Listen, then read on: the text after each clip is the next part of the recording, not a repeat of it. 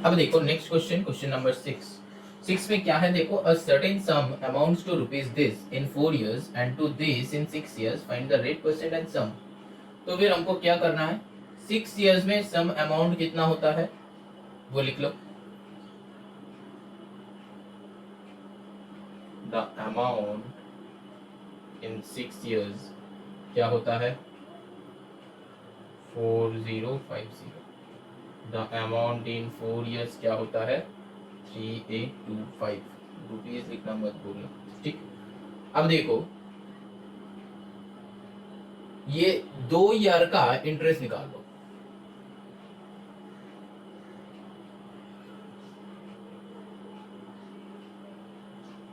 (4050 minus 3825 which is equals to 225, ठीक। ये जो है 2 इयर्स का है तो टोटल 4 इयर्स का कितना होगा, ये अगर 2 इयर्स का है तो टोटल 4 इयर्स का क्या होगा, इंटरेस्ट ऑफ 4 इयर्स 225 इंटू 2 कर दो, क्योंकि ये तो है 2 ईयर का, तो बाकी और 2 ईयर का चाहिए तो 225 इंटू 2 करो तो क्या आता है 450। समझ में आया, ये जो है 2 इयर्स का इंटरेस्ट है तो और 2 ईयर का इंटरेस्ट क्या होगा 225 इंटू 2 बस 450। तो देखो 4 इयर्स का इंटरेस्ट आ गया, ठीक है। 4 इंटरेस्ट का ये जो है अमाउंट है, ठीक है, तो P निकल आएगा, amount equals to principal plus interest. Amount मेरे पास है 3825 माइनस P क्या है प्रिंसिपल, वो पता नहीं तो उसको रख दो, तो इंटरेस्ट कर लो, इंटरेस्ट को लेके इधर आ जाओ, इंटरेस्ट है मेरे पास, इंटरेस्ट कितना है ये 450, तो 450 माइनस कर दो तो क्या होता है, ये हो जाएगा P, ठीक है। Amount equals to P plus ये जो है किसका 4 इयर्स का प्रिंसिपल, मतलब टोटल प्रिंसिपल जो था वो आ गया, मतलब एक ही प्रिंसिपल वो 4 इयर्स में इतना दिया है, 6 इयर्स में इतना दिया है, तो वो प्रिंसिपल मेरा आ गया, प्रिंसिपल जो था छुपा हुआ था वो हम लोगों को निकल गया, ठीक है। अब देखो इसको चाहिए, अब चाहिए क्या, देखो सडन सम जो छुपा हुआ था, ठीक है, तो सडन सम मेरा आ गया, यही सम 4 इयर्स में इतना दिया था, 6 इयर्स में इतना दिया था, ठीक है, वहां तक हो गया। अब find the rate percent and the sum, तो rate percent and the sum, तो सम तो मेरा आ गया, सम तो मेरा आ गया, अब जो है रेट परसेंट निकालना है, ठीक है।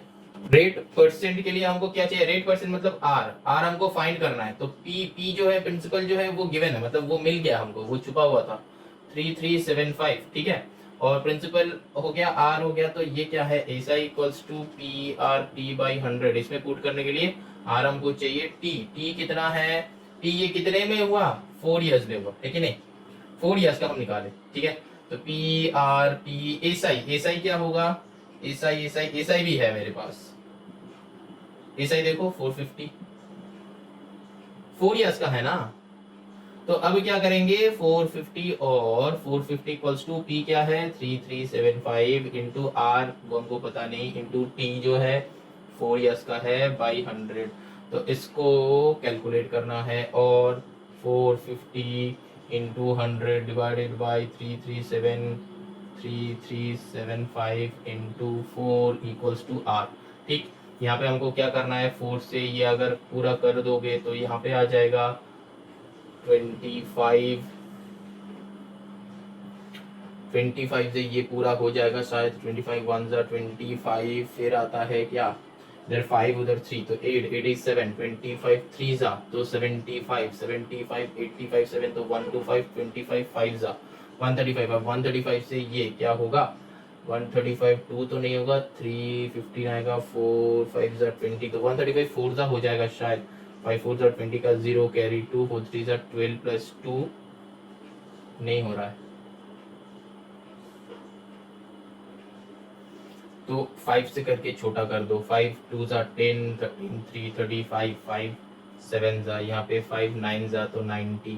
अब क्या होगा, 3 से 9 से हो जाएगा, 9 3 जा 27, 9 10 जा यहाँ पे, तो आया 10/3। तो और 10/3 इक्वल्स टू आर, यहाँ पे तो कॉमा होगा, तो फिर यहाँ पे और कितना होगा, 3 3 जा 9, तो 3 whole number 3 equals to R, तो आर इक्वल्स टू इतना परसेंट। समझ में आया हम क्या किए, यहाँ पे बस आर इक्वल्स टू की जगह ये लिखना है कि let the rate be R percent, बस। समझ में आया सम, यहाँ पे कुछ नहीं, देखो फिर से एक और बार देखो,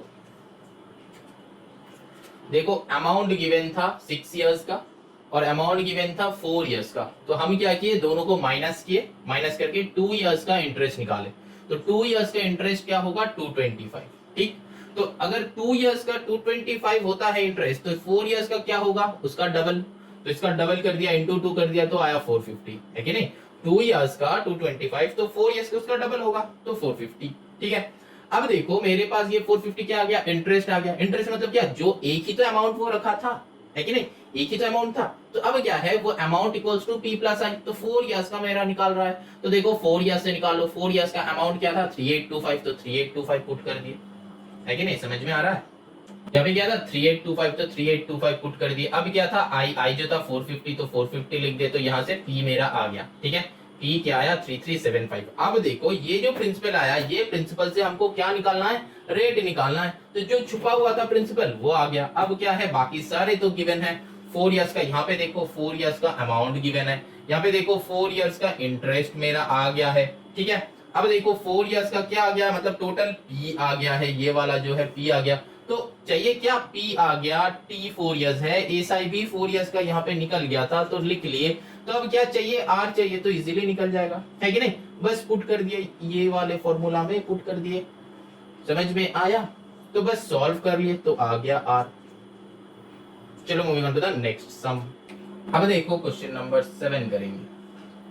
7 में देखो बताया कि at what percent of simple interest will be the interest on rupees this be 1/5 of itself in 4 years, to what will the amount in 15 years. अच्छा, वो तो 15 इयर्स का तो बाद में पता चलेगा, पहले ये वाले सम पे ना, ऐसा टाइप का सम में जो जो गिवन है वो लिख लो।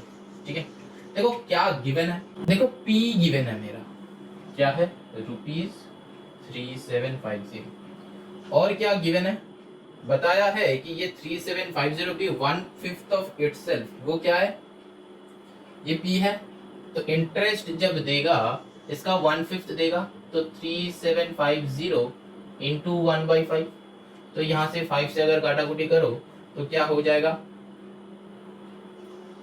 5 7 जा 5 5 जा, तो 750 आएगा यहाँ पे रुपीस। ठीक, समझ में आया।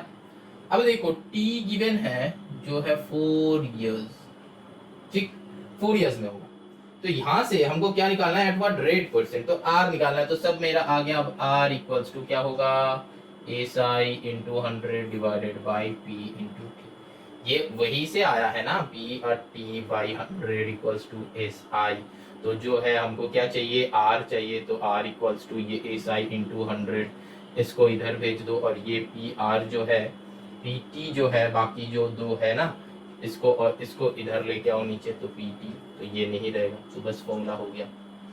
समझ में आया, यहाँ पे बस फॉर्मूला बनाने के लिए कुछ नहीं चाहिए, इधर उधर भेजना है। ठीक है, ये हम इंट्रो वीडियो में बताया है, एक बार चाहो तो तुम लोग चेक कर सकते हो। तो R equals to S I into 100 by P into T, तो फिर एस आई जो है मेरा गिवन है 750 इंटू 100 डिवाइडेड बाई पी क्या है मेरा 3750 इंटू जो है टी क्या है 4। तो अब क्या करना है, काटाकुटी करो, यहाँ पे 0 यहाँ पे 0,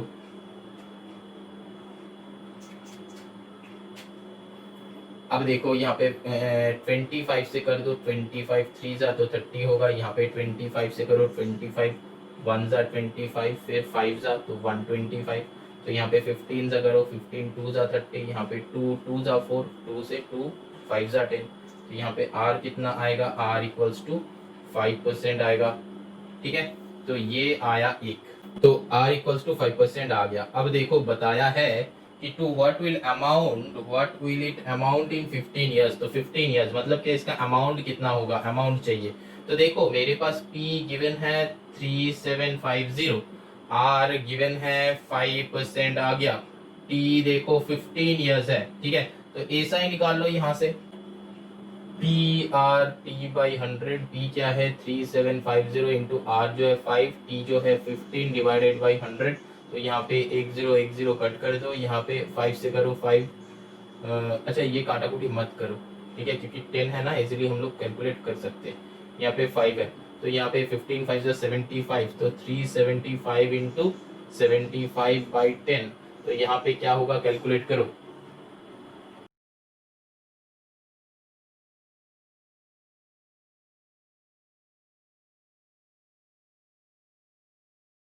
इसका 15 इयर्स का ऐसा ही आ गया। अब क्या करेंगे, टोटल अमाउंट चाहिए था, तो amount equals to P plus I. तो देखो अमाउंट इक्वल्स टू पी क्या है, पी किसका है, पी टोटल यही पी है, तो 3750 प्लस आई कितना है 2812.5। अब दोनों को ऐड करो, दोनों को ऐड करो तो क्या आएगा 6562.50, ठीक है। ये जीरो लिख भी सकते हो, नहीं भी लिख सकते हो, तुम्हारे ऊपर है, ठीक है। तो ये हो जाएगा रुपीज।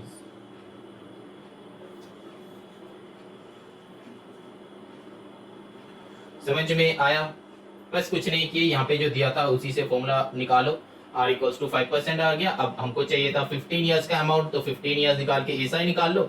अब एसआई में को अमाउंट निकाल लो, बस हो गया सब, बहुत इजी था। चलो क्वेश्चन नंबर 8 चलते हैं। अब देखो क्वेश्चन नंबर 8 में देखो क्या बताया है, on what date will, date चाहिए, will 1950 lent on 5th January 2011, amount to this at 5% per annum, simple interest. तो ये तो सिंपल सा सम है। देखो P जो है वो गिवन है ₹1950, है कि नहीं। अब जो है R जो है वो गिवन है 5%, ये अमाउंट देखो गिवन है 2125.50, ठीक। तो यहां से I निकाल लो, I इक्वल्स टू क्या होगा A माइनस पी। तो A माइनस पी दोनों को इससे ये माइनस करो तो क्या हो जाएगा ₹175। इससे ये माइनस किए और नहीं दिखा रहे हम, ठीक है। तो 175। अब टाइम निकाल लो, let the time be T. तो क्या होगा, टी इक्वल्स टू डायरेक्टली कर देते हैं, T equals to 100 into S I by P into R. तो 100 इंटू एस आई मतलब 175.5 डिवाइडेड बाई पी जो है 1950 इंटू आर है 5। तो इसको उठाओ, यहाँ पे एक ठो 10 लगाओ,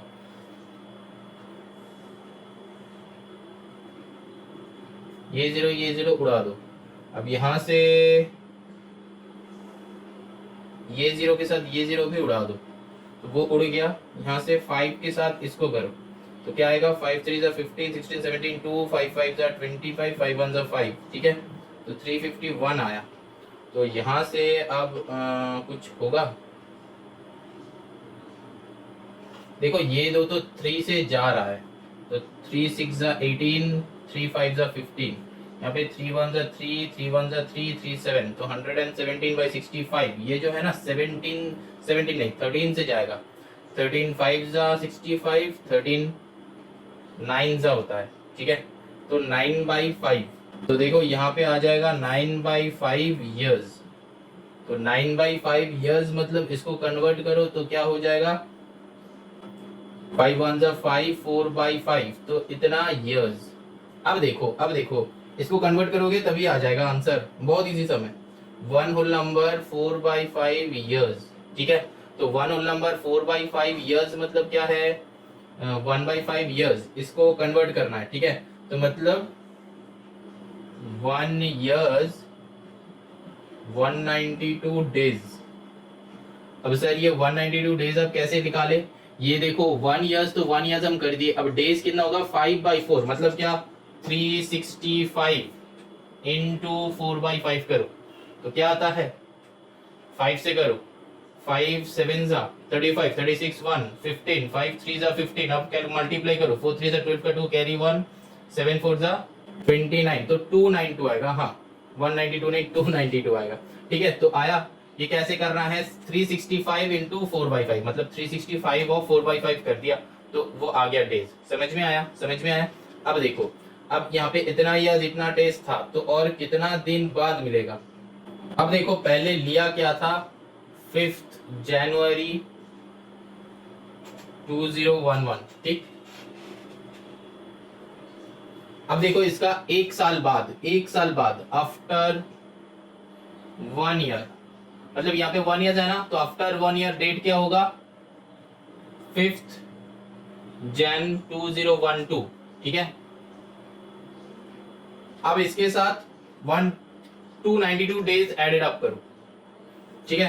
तो मतलब 5 जनवरी से 292 डेज इसके साथ एडेड अप करो तो क्या होता है, तो 5 जनवरी, तो जैन में क्या होता है 31 डेज होता है, तो 31 से 5 दिन चला गया तो फिर 31 -5 कर दो, तो -5 करोगे तो कितना आएगा 26 आएगा, ठीक है। तो आया 26। अच्छा 2012 क्या लीप ईयर था, हाँ लीप ईयर था, तो 29 आ जाएगा। तो एडेड अप करो, तो यहाँ पे तो ये दोनों तो 2 2 4 40s में आ रहा है, ठीक है। फिर उसके बाद मार्च में जाओ 31 में आता है, फिर 90s में आया, फिर 30 करो, तो 90 प्लस 30 कितना होता है 120 अराउंड, तो चलो चलते जाओ, फिर 30 आया, फिर 31 करो 150 आया, फिर 30 करो 180 आया, फिर 30 करो तो 331 होगा, तो 200 पहुंचा 210, फिर करो 30 क्या होगा 210 प्लस 30 240, फिर 31 करो तो 240 प्लस 30 यहाँ का नियरेस्ट होगा। अब चेक करो कितना आ रहा है ऐड करके, हम ऐड करते करते जा रहे थे, ठीक है। तो चलो यहाँ पे 1 1 2 3 4 4 6 10 प्लस 9 19 का 9, ठीक है। मतलब आया नहीं है, लास्ट में 2 रहेगा और भी इसके साथ एडेड अप होगा, तो 19 का 9 कैरी 1, तो 1 2 3 4 5 6 7 7 3 जा 21, 21 प्लस 4 25 1 26, तो 269 हुआ, तो 269 प्लस करो, फिर से 269 प्लस 30 करो, क्योंकि नेक्स्ट मंथ जो है वो 30 में आएगा, तो 30 में अब यहाँ पे क्या आ रहा है 992, तो 299 ज्यादा हो जा रहा है, तो कितना ज्यादा हो जा रहा है यहाँ से, फिर से 30 तो नहीं होगा 292 तक लाना है, तो 292 मतलब यहाँ से 23 डेज करो, तो अब देखो क्या हो जाएगा, क्योंकि 9 3 12 होता है इसलिए हम 23 लिखा, तो 9 3 12 का 2 कैरी 1 6 2 8 1 9, तो 292 आ रहा है, मतलब इसके साथ भी 23 डेज, ठीक है। तो 292 आता है। तो अब देखो यहाँ पे ये तो अच्छा जैन का, ये था फेब, मार्च, अप्रैल, मई, जून, जुलाई, अगस्त, सितंबर, तो ये क्या होगा ऑक्ट का, तो ऑक्ट का 23rd को उसको मिलेगा, तो मतलब कब मिलेगा 23rd अक्टूबर 2012। समझ में आया, यही डेट चाहिए था।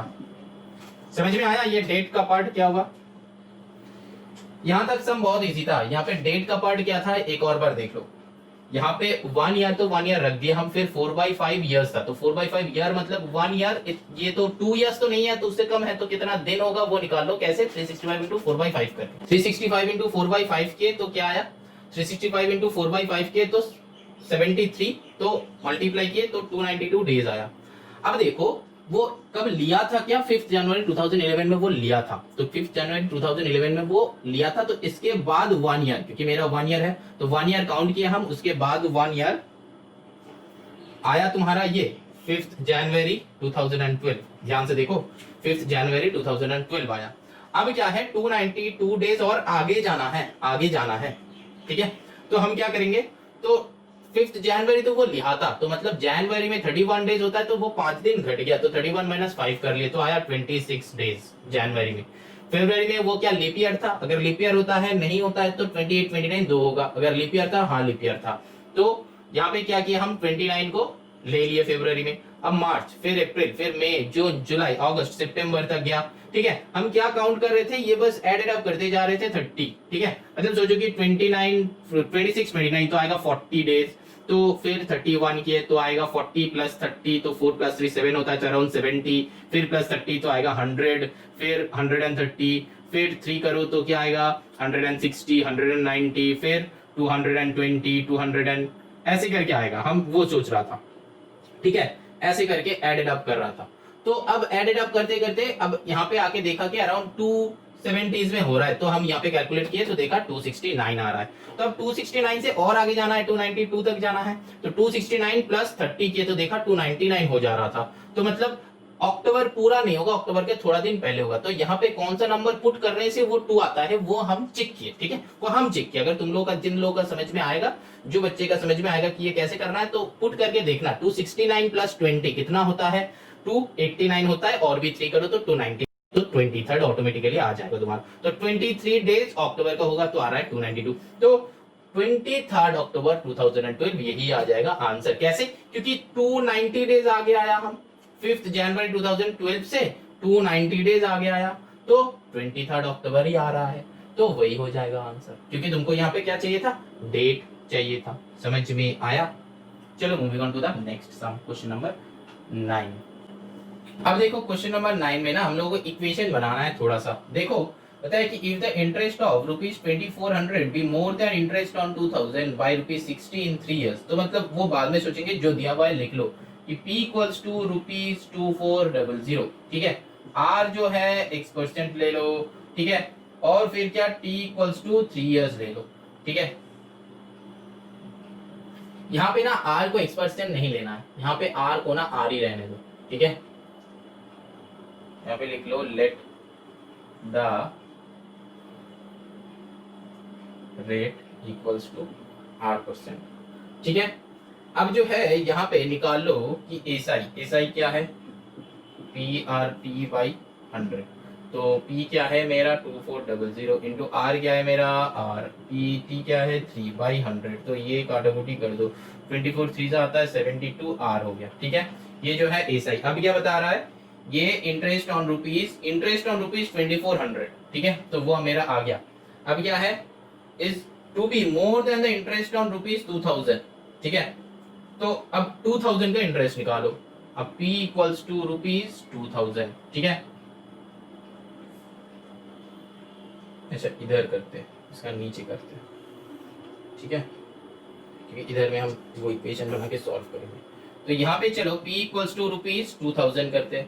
अब देखो बताया है तो R क्या होगा, R तो आया नहीं, R तो R ही होगा, ठीक है। वही सेम ही रेट रख दो, let the rate equals to R%।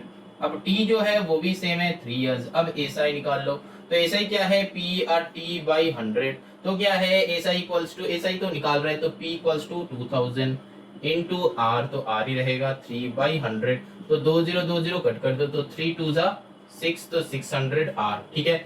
एक R यहाँ पे आया, एक R यहाँ पे आया। अब क्या बता रहा है कि 2400 इफ द इंटरेस्ट ऑन ₹2400, तो ये वाले भाई साहब को लेना है मोर देन द इंटरेस्ट ऑन 2000, मतलब ये ज्यादा है ये कम है, तो मतलब ये दोनों के बीच में रिलेशन है, ठीक है, ये दोनों के बीच में रिलेशन है। कितना ज्यादा है 60, तो मतलब दिस टू दिस करो, ठीक है। तो मतलब क्या हो जाएगा, अच्छा यहाँ पे 60 होगा, 600 कैसे आ रहा है, 60 आ रहा है।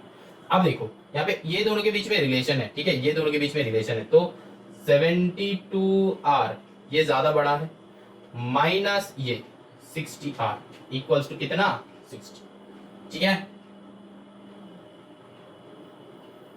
ये दोनों को मतलब ये बड़ा है इससे, कितना बड़ा है 60, तो जो बड़ा है उसको सामने बिठाओ, जो छोटा है उसको बाद में बिठाओ। अब दोनों को माइनस करके 60 आएगा, क्योंकि ये जो बड़ा है वो 60 रुपीज बड़ा है ना, तो बस हो गया।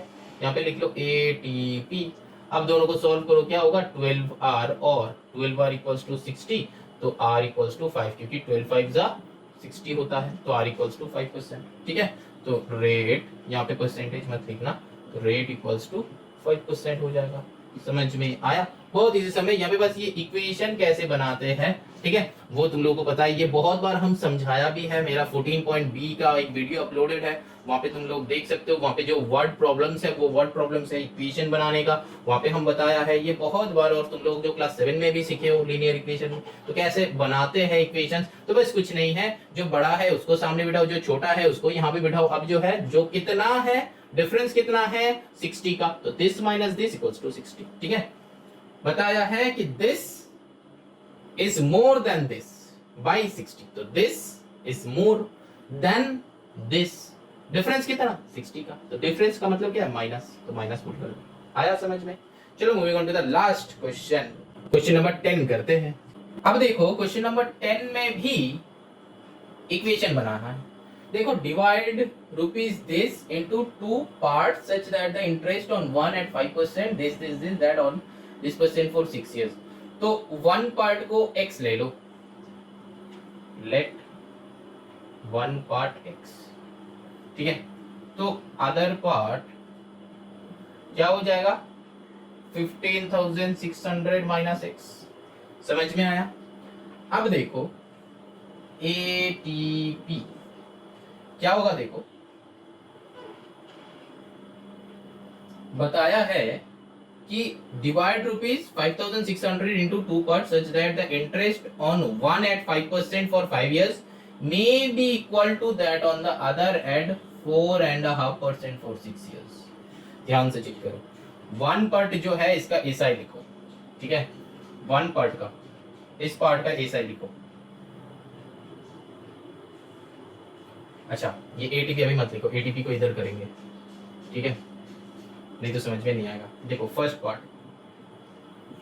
पार्ट का मतलब ये वन पार्ट जो है ये फर्स्ट पार्ट, ये सेकंड पार्ट हम सोच रहे हैं, तो फर्स्ट पार्ट का इसका एसआई क्या होगा, देखो पी आर टी बाई 100 है, तो एसआई इंटरेस्ट निकालो, पी क्या है, पी क्या है एक्स है, क्योंकि वही मानी उसको मिलेगा, तो आर क्या है 5% बताया है, कितना साल के लिए 5 years का बाई 100। समझ में आया? तो यहाँ से क्या होगा 5 5 25x बाई 100, तो यहाँ पे काटाकुटी कर सकते हो 4 था तो x बाई 4 आया। ठीक है, ये हो गया फर्स्ट पार्ट का। अब देखो सेकेंड पार्ट का, सेकेंड पार्ट का क्या है, सेकेंड पार्ट का देखो ये p है, ऐसा ही निकालो 15,600 माइनस x, ये p है, इंटू r कितना है 4.5, मतलब 4 2 8 1 9/2, तो 9/2 ये नीचे कर दो, यहाँ पे 100, यहाँ पे इंटू 2, ठीक, वो जैसे बताया है हम। ठीक है, अब क्या है तुमको 6 years के लिए देगा, 6 years तो मतलब 6/1 कर ही सकते हैं। ठीक है, तो अब देखो इसमें क्या होगा, कुछ इसको थोड़ा सा इजी बना लो, 15,600 माइनस x इंटू यहाँ पे 2 से कर लो, 2 3 6, ठीक है, यहाँ पे 9 3 27 डिवाइडेड बाई 100। अब देखो ये दोनों को इक्वल कर दो। अब देखो ध्यान से देखो, यहाँ पे था x/4, ठीक, यहाँ पे ये आया, ठीक है, समझ में आया तो ये बात। अब देखो अब ATP क्या होगा, देखो ये फर्स्ट पार्ट का क्वेश्चन क्या बताया था, देखो फर्स्ट पार्ट का SI ये है, सेकेंड पार्ट का SI ये है, अब दोनों को इक्वल बताया है, मे बी इक्वल, ठीक है, मतलब इक्वल ही होगा, तो दिस इक्वल्स टू ये कर दो 15,600 माइनस x इंटू 27/100, तो ये 4 से करो क्या होगा 25। अब और क्या होता है x इक्वल्स टू 25x कर दो, 25x इक्वल्स टू 15,600 इंटू 27, हम मल्टीप्लाई नहीं करेंगे, माइनस 27x, ठीक, इसको इधर लाओ, और 25x plus 27x equals to 15,600 into 27, ध्यान से देखो, और यहाँ पे बस सॉल्व कर रहे हैं हम, तो ये दोनों को प्लस कर दो, 25 प्लस 27 क्या होता है 52x इक्वल्स टू 15,600 इंटू 27, 52 से इसको, अब देखो 13 से करो, 13 से, 13 4 जा 52 होता है, 13 से क्या ये जाएगा, अच्छा 52 से 3 पूरा करके देखो, तो 52 इंटू 3, 3 2 6, 5 3 जा 15, अच्छा आ रहा है, तो 50 से ये पूरा कर दो, तो 3 जा तो 300 आएगा, और x इक्वल्स टू 27 3 जा कितना होता है 8100, ठीक है, तो मतलब ये हो गया x इक्वल्स टू, तो यही चाहिए था x, वन पार्ट अगर x हुआ तो फिर क्या हो जाएगा, वन पार्ट इक्वल्स टू 8100, ये होता है रुपीज, तो अदर पार्ट क्या हो जाएगा 15,600 माइनस 8100, तो फिर माइनस करो, माइनस करके क्या आएगा ₹7500। तो आंसर क्या हो गया, ये एक आंसर हो गया, ये एक आंसर हो गया। ठीक है, समझ में आया।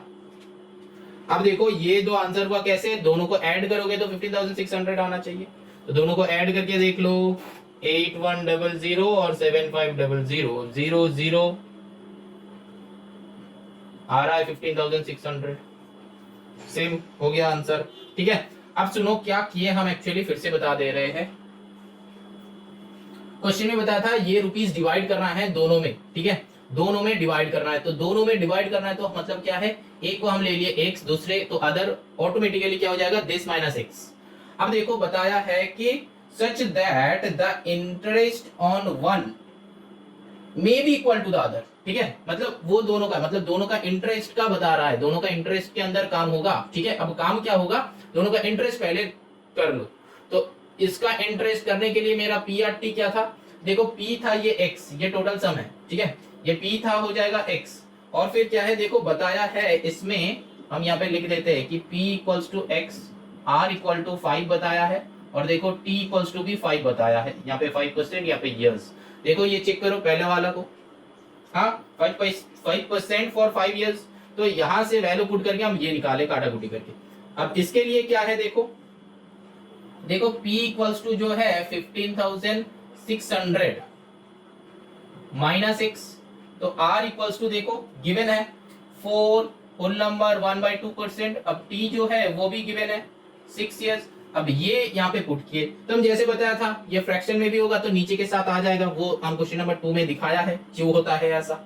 ठीक है, तो यहाँ पे नीचे 2 आ गया। अब क्या होगा, इसको सॉल्व करके एक तो लाए, अब क्या होगा बताया कि इसका इंटरेस्ट इक्वल, तो अकॉर्डिंग टू प्रॉब्लम दोनों को इक्वल करके x निकाल लो, जैसे प्रॉब्लम सॉल्व होता है।